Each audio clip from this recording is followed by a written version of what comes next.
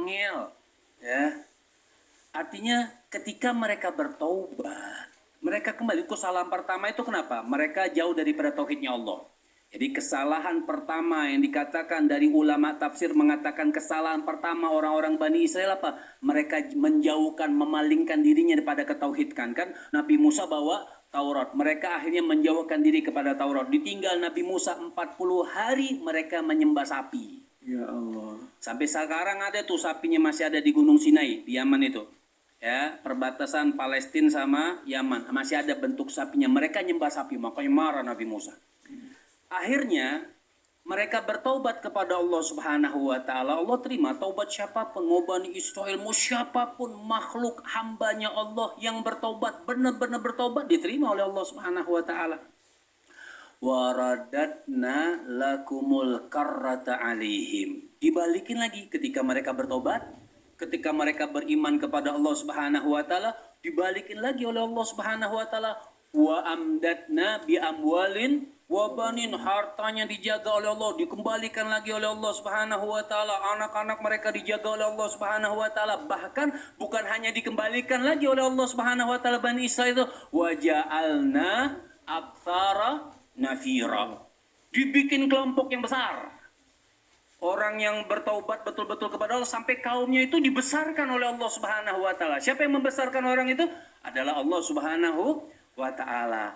Tapi permasalahannya, makanya orang itu ayat selanjutnya in ahsantum ahsantum li anfusikum wa in asatum falaha. Makanya orang kalau baik, mau Bani Israel, mau siapapun, dia kalau baik, buat siapa kegunaan kebaikannya?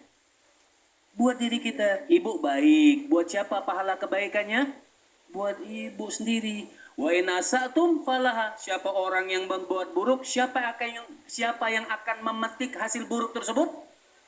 Orang itu sendiri. Jadi kalau orang yang tapi permasalahannya, makanya orang itu ayat selanjutnya in ahsantum ahsantum li anfusikum wa in asatum falaha. Makanya orang kalau baik, mau Bani Israel, mau siapapun, dia kalau baik, buat siapa kegunaan kebaikannya?